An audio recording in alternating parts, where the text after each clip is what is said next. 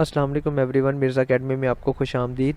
इस वीडियो में हम ई-कैट 2013 का केमिस्ट्री सेक्शन डिस्कस करेंगे। So let's start it. The first MCQ is a substance which increases the reactivity of enzyme is called. ऐसा substance जो enzyme की रिएक्टिविटी को इंक्रीज करता है उसे हम कहते हैं promoter. So alpha is the correct option. The next is addition of tetra ethyl lead in petrol is an example of. अच्छा, टेट्रा इथाइल लेड जो है उसे जब पेट्रोल में ऐड करते हैं तो वो प्री मेच्योर इग्निशन को रोकता है, यानी जो वेपर्स पेट्रोल के बने होते हैं उनको आग लगने से रोकता है। So it act as negative catalysis. Okay, the next is when a product act as a catalyst then it is called. जब एक प्रोडक्ट एक रिएक्शन में जब हमने सबस्ट्रेट दिए उसको और वो प्रोडक्ट्स में कन्वर्ट हो जाते हैं, ठीक है, तो प्रोडक्ट खुद ही कैटालिस्ट के तौर पर एक्ट करती है, तो उस प्रोसेस को हम कहते हैं auto catalysis. So alpha is the correct option. The next is and name of enzyme is. Enzyme का जो एंड नेम है वो मेनली एस होता है, ठीक है, जैसे हमने पढ़ा था ट्रांसक्रिप्टेस या रिवर्स ट्रांसक्रिप्टेस, ठीक है। So beta is the correct option. The next is when the reaction completes in more than one step rate of reaction will be determined by. जब एक रिएक्शन में एक से ज़्यादा स्टेप्स हों तो जो रेट ऑफ रिएक्शन होगा वो उस स्टेप से डिटर्मिन होगा जो सबसे स्लोएस्ट स्टेप होगा, ठीक है। जो सबसे स्लो स्टेप होगा वो रेट को डिटर्मिन करेगा। So beta is the correct option. The next is for determining the order of reaction we use.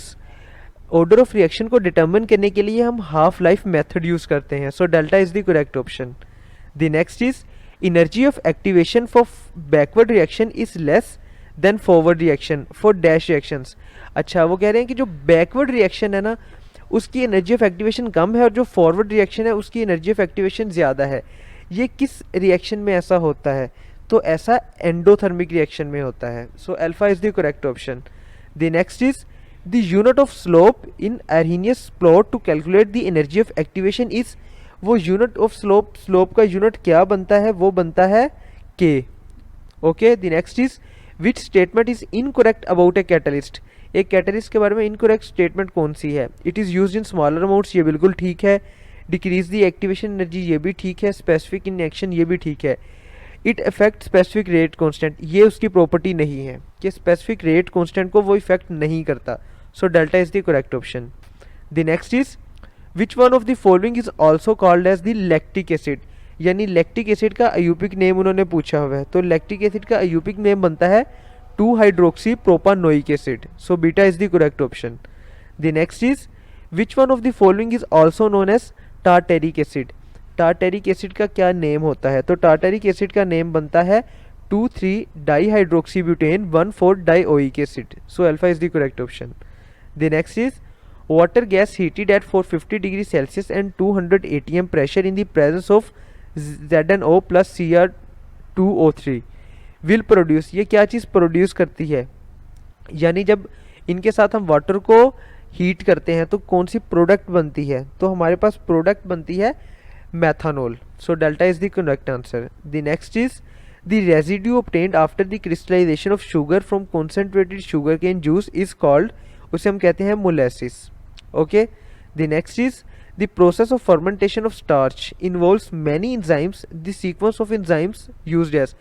Starch की जब हम फर्मेंटेशन कर रहे होते हैं तो उसमें डिफरेंट स्टेप्स होते हैं और हर स्टेप में एक एंजाइम यूज होता है।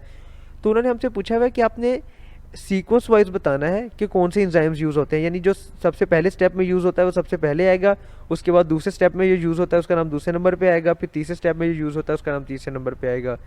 तो सीक्वेंस वाइज जो एंजाइम यूज़ होते हैं स्टार्च की फर्मेंटेशन में वो होते हैं diastase, maltase, zymase.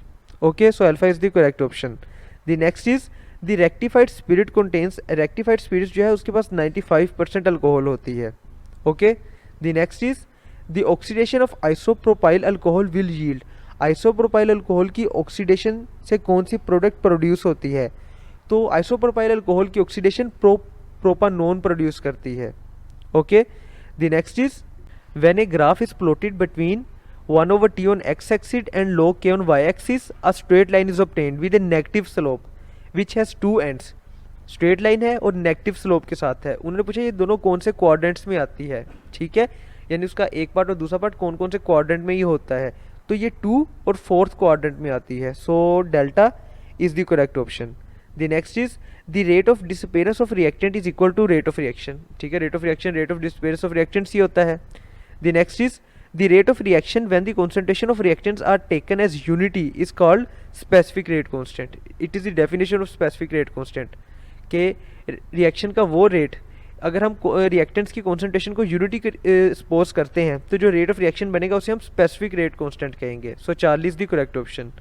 The next is for third order reaction the half life is inversely proportional to the initial concentration of reactants.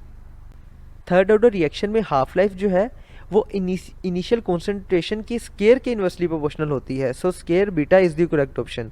The next is which order of reaction obeys the relation T1/2 यानी half life is equal to 1/Ka।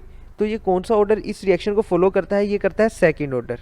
Okay, the next is radiations are absorbed in, radiations जो हैं वो spectrophotometer method में use होती absorb होती हैं, sorry, ठीक है। The next is activated complex is formed due to effective collision. जब इफेक्टिव कोलिजन होती है यानी कोलिजन इतनी तेज होती है, इतनी इफेक्टिव होती है कि वो कॉम्प्लेक्स को एक्टिवेट कर देती है, उसे हम इफेक्टिव कोलिजन कहते हैं। Okay, the next is energy of reactant higher than energy of product favours.